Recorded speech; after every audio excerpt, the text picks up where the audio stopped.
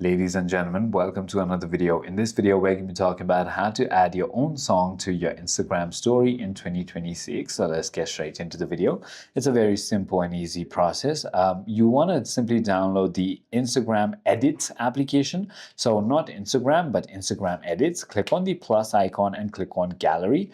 This is where you can simply go ahead and select your story. Let's just say that for now.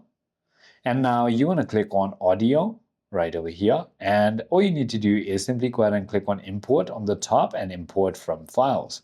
Then you can simply go ahead and choose the song that you want. Let's just say that for now.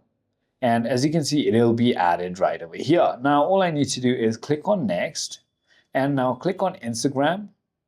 And here I can simply go ahead and post it, but I want it as a story. So how can I do it? All you need to do is click on download and just add it to your story. I hope this video clarifies everything for you. If you have further more queries, feel free to comment down below and I'll see you on the next one.